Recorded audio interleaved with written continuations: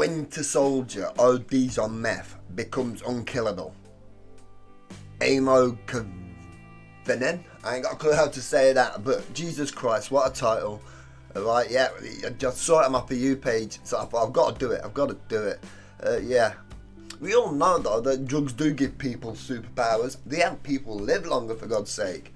But I did see a couple of years ago, maybe 5 years ago, some fella on YouTube, he was being shot. He was off his nut on meth, right? And he was being shot 5 or 6 times, and he just kept walking towards the person that was shooting him.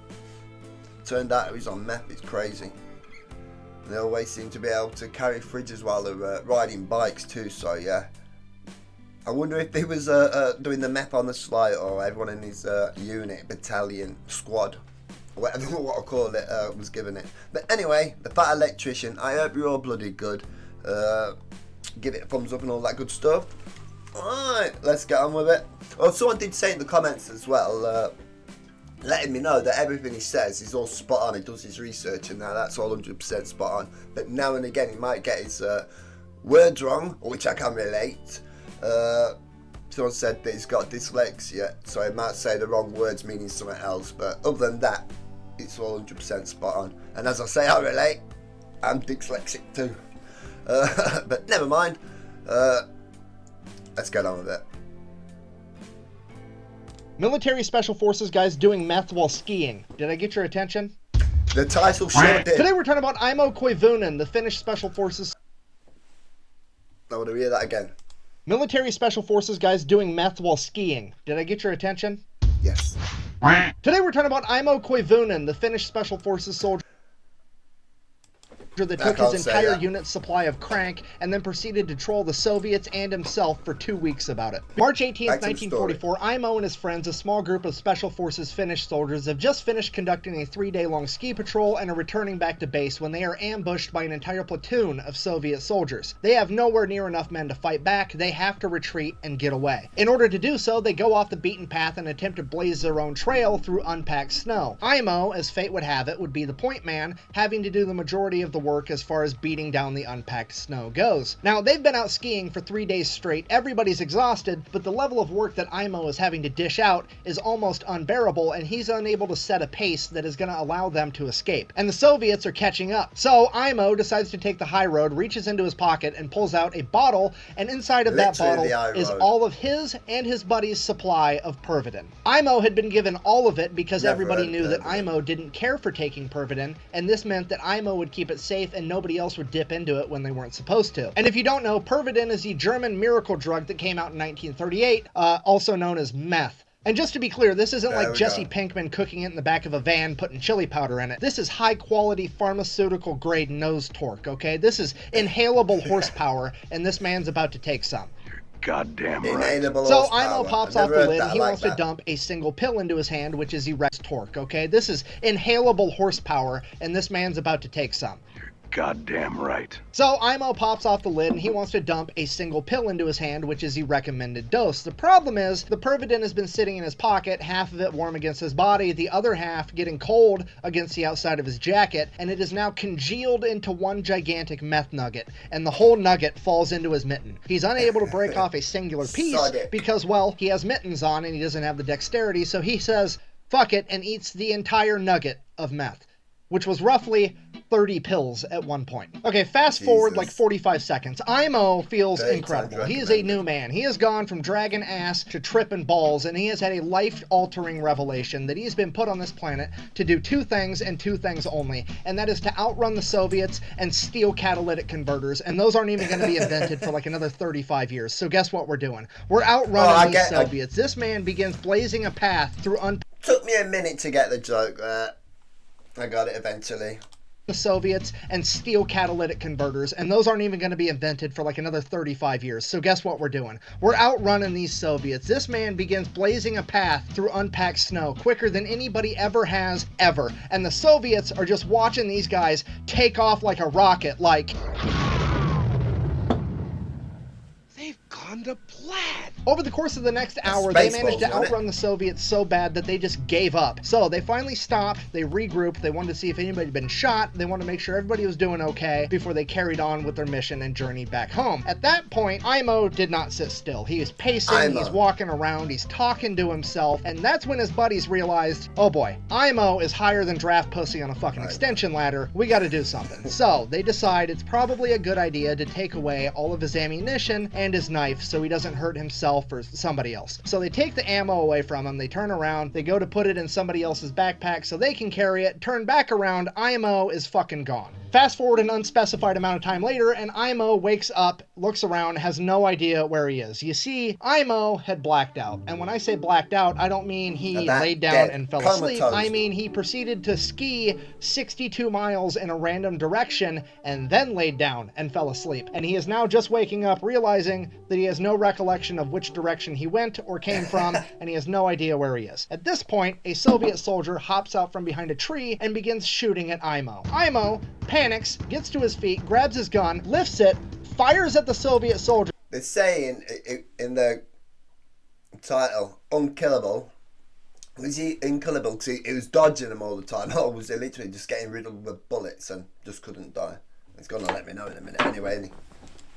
Click, fuck. His friends had taken all of his ammunition. So he grabs his empty gun and throws it at the Soviet soldier. It hits him and he explodes into a pile of snow. Aimo, what the fuck? Looks up. Oh, it was just a tree branch covered in snow the whole time. He is now hallucinating. So not really knowing what else to do, he straps his skis back on and proceeds to ski around looking for his friends or anything, really. And after an hour or two, thank God, he sees his friend's camp off in the distance and they have a fire going. It's all gonna be okay. We're good. He's gonna be saved. So Aimo takes off skiing towards the camp. He's skiing. Aimo skis right into the middle of the camp. Cool guy power slide. Psh. Friends, did you miss me? He looks at his buddies. His buddies look at him. He looks at his buddies. Those aren't his buddies. Those are the Soviets. Shit. Time to go. Aimo takes off again. The Soviets attempt to chase him for a little bit, but I mean, the man is basically tweakers on ice right now. You've got no chance at actually catching him. So Aimo then... That'd be a great TV show. They'll start showing that in some places soon, innit? I bet that wouldn't surprise me if they started doing that. I think, right, there was some talks about it a while ago. Was it Enhanced Olympics or whatever they wanted to call it? Just let there be a category of Olympics where people are just enhancing the crap out of themselves and just see what people can achieve. That should be a thing. Obviously, you've got to be above a certain age to make the own choice to wreck yourself, like, but that should be a thing. I'm surprised it ain't already. Proceeds to ski until he's tired, and then he lays down and goes to sleep just on the ground outside. He wakes up, it's dark out, he can't ice right now, you've got no chance at actually catching him. So Aimo then proceeds to ski until he's tired, and then he lays down and goes to sleep just on the ground outside. He wakes up, it's dark out, he can't see anything, and he realizes, hey, I'm hungry. So he gets a fire going, and then he walks around grabbing some pine buds and leaves and whatever else he can find, sticking it in his canteen cup, grabs some snow, puts that in there, cooks it over the fire, and kind of mashes it all together in this like pine bud stew gruel type thing. He eats it, he thinks it's fucking delicious. Don't diss it. That's how someone found tea, I'm imagining. That's how nice things get found.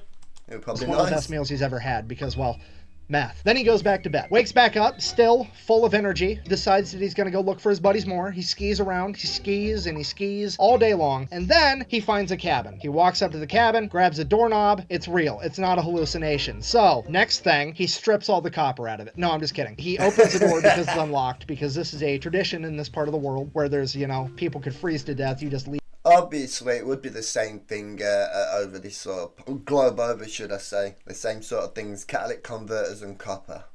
Leave the cabin unlocked in case somebody is in Aimo's situation. You don't want them to freeze to death. So Aimo goes inside, he gets a fire going. Now, because of the meth, Aimo elects to light the fire in the middle of the cabin on the floor rather than in the fireplace because, you know, obviously. He then proceeds to go to bed, and all throughout the night, the fire keeps getting hotter and hotter, so he keeps like shimmying away from it and shimmying away from it over and over again. And then finally, his back hits a wall, and he wakes up and realizes that the entire cabin is on fire. So he's like, shit. So he gets up, goes outside the cabin, puts his back against the wall of the outside of the cabin, and then goes back to sleep. Meth. So Aimo wakes up again, it's dark out, he hears growling off in the distance as there's a pair of yellow eyes staring at him. He looks behind him, the cabin completely burnt to a crisp, as these eyes keep getting closer and closer, and there's growling, and out of the shadows leaps Hugh Jackman. Wait, what the fuck? Sorry, a Wolverine, not the Wolverine. A Wolverine, still, I mean, it's better, but not a lot better, okay? This thing is 65 pounds of teeth, claws, fur, and bad attitude. And this thing will absolutely kill Aimo if Aimo lets it. Aimo is now in a fight for his life, so he pulls out his knife and begins fighting a fucking Wolverine while tripping out on meth. He is kicking and punching and stabbing this Wolverine, and he finally gets on top of the Wolverine as he straddles it and as he keeps saying about jokes, and I feel as though that's probably what meth heads do anyway, go wrestling wildlife. Plunges his knife into the Wolverine's chest as the life from the Wolverine leaves its body and it falls limp to the ground. At that point, Aimo remembers, wait a minute, my friends took my knife. He looks at his knife. That's not his knife. That's his compass, and now it's broke. Shit. I mean, also kind of cool, though, because he just killed a Wolverine with a compass. He looks down at the dead Wolverine. He's sitting on top of a log. He had hallucinated the entire thing again. Meth. So Aimo gets up off the log that he just killed, looking around, not knowing what to do. In the darkness of night, he sees a fire off in the distance. So he straps on his skis and starts making his way towards that fire. And he's skiing, and he's skiing, and he's skiing all night long. And he's going, and he's going, and this fucking fire is not getting any closer. It's almost like it's running from him, and he keeps going towards it and towards it longer and longer. And finally, dawn breaks, and Aimo realizes that he's been chasing the North Star, thinking it was a fire for like the last 8 hours. Because meth.